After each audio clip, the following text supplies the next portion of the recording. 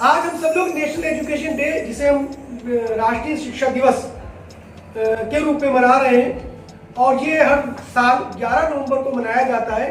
आज के दिन हमारे आज़ाद भारत के पहले एजुकेशन मिनिस्टर मौलाना आज़ाद पैदा हुए थे, या उनका जन्मदिन है, जिसको नेशनल एजुकेशन डे के रूप में मनाया जाता है, राष्ट्रीय शिक्षा दिवस। अगर हम राष्ट्रीय शिक्षा दिवस की बात करते हैं और शिक्षा की बात करते हैं तो शिक्षा क्या होती है, शिक्षा किसे कहते हैं? देखिए, हम लोग आमतौर पे जब कभी माहौल में आपने देखा होगा, समाज में आपने देखा होगा कि कोई इंसान जो पढ़ा लिखा मालूम होता है या पढ़ा लिखा होता है, सपोज उसके पास एक डिग्री होती है, वो पीएचडी करे हुए हो सकता है, वो एमए पोस्ट ग्रेजुएट हो सकता है, वो डॉक्टर हो सकता है, लेकिन जब कभी वो कोई ऐसी बात कहता है जिसे अपशब्द कहते हैं, या वो कोई ऐसी बात कहता है जिसमें वो जिद करता है या समझ में आने वाली बातें वो अड़ा रहता है, तो हम लोग क्या शब्दों का इस्तेमाल करते हैं? उस लोगों से क्या कहते हैं? हम लोग कहते हैं क्या तुम जाहिल हो, क्या तुम गंवार हो, जबकि वो ऑन पेपर पढ़ा लिखा है। तो इससे समझ में आया कि शिक्षा का ताल्लुक उसके संस्कार से नहीं है जो हम समझते हैं, जबकि वास्तविक शिक्षा उसका ताल्लुक संस्कार से, उसका ताल्लुक तरबियत से। पहले वक्तों के अंदर 40% तरबियत होती थी और 60% जो है वो आपकी शिक्षा होती थी, डिग्री होती थी। लेकिन आज जो समय चल रहा है, उस समय के हिसाब से ये बड़े बड़े इंस्टीट्यूशन या बड़े बड़े स्कॉलर्स का ये कहना है कि 60% से मोर देन 60% तरबियत होना चाहिए, संस्कार की तालीम होना चाहिए और प्लस एजुकेशन होना चाहिए, तब वो शिक्षित कहलाएगा। उसको हम शिक्षित समझेंगे, उसको हम लिटरेट समझेंगे, जो अपनी पढ़ाई को ये शो करे कि हाँ उसकी पढ़ाई वैल्यूएबल हो। वो किसके लिए वैल्यूएबल हो, ये थोड़ी समझने की जरूरत है। 1947 से पहले जो एक टीम आपको दिखाई देती है, जो हमारे सामने मौजूद है, जैसे पंडित नेहरू कहेंगे, लाल बहादुर शास्त्री कहेंगे, महात्मा गांधी कहेंगे, मौलाना आजाद कहेंगे, सरदार वल्लभ भाई पटेल कहेंगे, और ये बड़े बड़े जो लोग थे, ये क्या थे, ये विदेशों में इन्होंने तालीम हासिल करी और भारत में भी उच्च शिक्षा प्राप्त करी, अच्छी तालीम हासिल करी। लेकिन उस तालीम का मकसद क्या था? जबकि अगर आप देखेंगे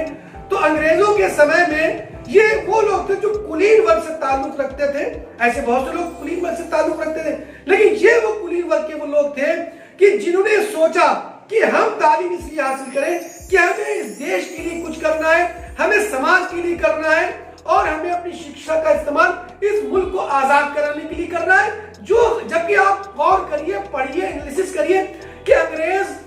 ने जो टेक्नोलॉजी उस जमाने में उनकी थी, ऐसा नहीं कि अपने समय के हिसाब से वो एडवांस टेक्नोलॉजी हमारी कंट्री को दी, लेकिन उसका फ्यूचर क्या था, ये हमारे उस वक्त कुलीन वर्ग के शिक्षित लोगों ने सोचा था। और उसके लिए उन्होंने, जबकि गवर्नमेंट की बहुत सी फैसिलिटीज उनको हासिल थी, अगर वो चाहते तो वो गवर्नमेंट के निजाम में शामिल होकर, सम्मिलित होकर उन चीजों का फायदा उठा सकते थे, उनकी हाँ में हाँ मिला सकते थे। और बहुत से लोगों ने किया, एक बड़ी तादाद में लोगों ने ऐसा किया,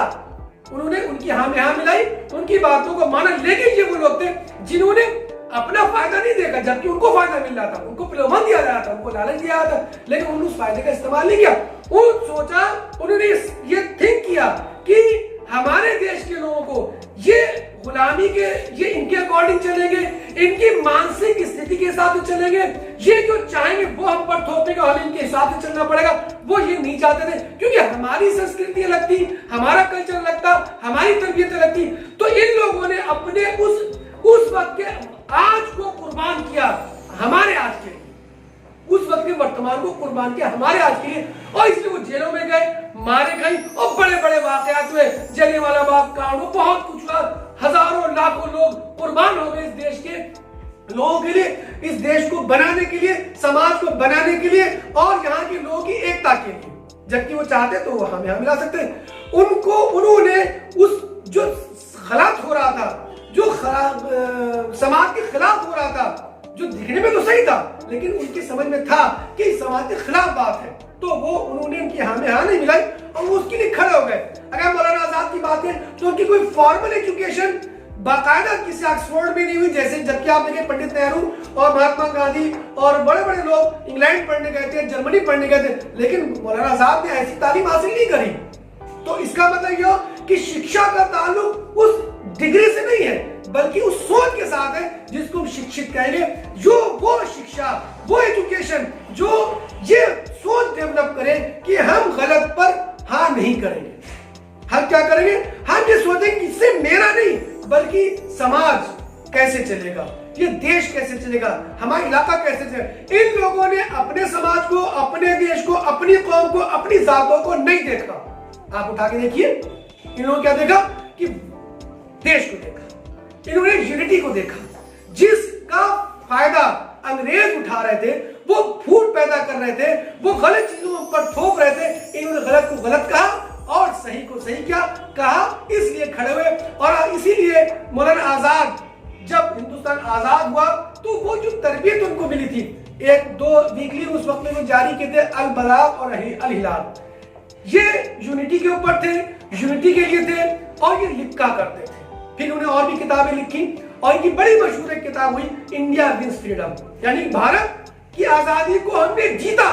भारत की आजादी को हमने हासिल किया, कुर्बानी देकर, हमने अपने सरों कटाकर, हमने हाँ में हाँ नहीं मिलाई और हमने इस आजादी को उन सरों, उन खूनों से होता हुआ 1947 में हमने बाकायदा अपनी आजादी हासिल की, इंडिया विंस फ्रीडम। ये थी आजादी और ये थी कुर्बानियां लोगों की कि उन्होंने आजाद हिंदुस्तान में आंखें खोली। अब जरूरत थी कि इस,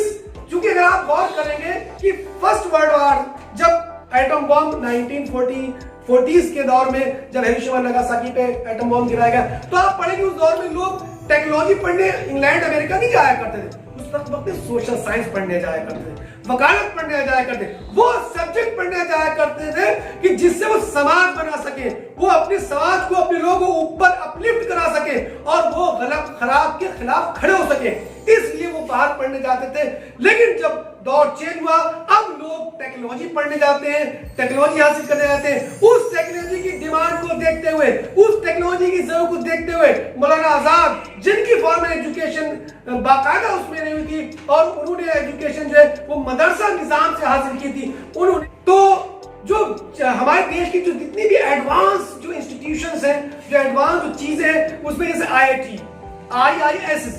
planning architecture, UGC university grant commission और आपके संगीत नाटक एकेडमी, ललित कला एकेडमी, साहित्य एकेडमी और इंडियन काउंसिल फॉर कल्चरल, ये बड़े बड़े इंस्टीट्यूशन जो मौलाना आजाद की देन है और ये उस आजाद हिंदुस्तान की उस प्लानिंग की देन है जो मौलाना आजाद ने दी थी, ताकि हमारे आने वाली जनरेशन, हमारी आने वाली जो नस्ल है, वो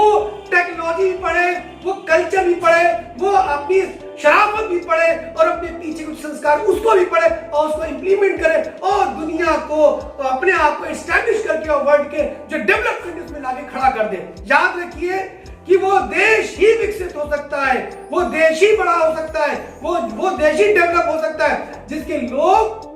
शिक्षित होते हैं, जिसके लोग वो पढ़े लिखे होते हैं, जो अपने साथ अपने कल्चर को, अपने संस्कारों को, अपनी शराफत को लेकर चलते हैं और फिर उनका डंका पूरी दुनिया में बजता है। तो मौलाना आजाद की आज जो पैदाइश के दिन ये जो शिक्षा दिवस है, आप गौर करेंगे, देखिए कितने इंस्टीट्यूशंस ने, जबकि राष्ट्रीय शिक्षा दिवस है, कितने शिक्षा, जो शिक्षा का मंदिर है, उस मंदिर में, उस इंस्टीट्यूशन में, उन स्कूल्स में कितने लोगों ने ये नेशनल एजुकेशन डे को सेलिब्रेट किया, मनाया, जबकि ये सबसे इंपॉर्टेंट है, क्योंकि शिक्षा मुल्क को बनाती है, शिक्षा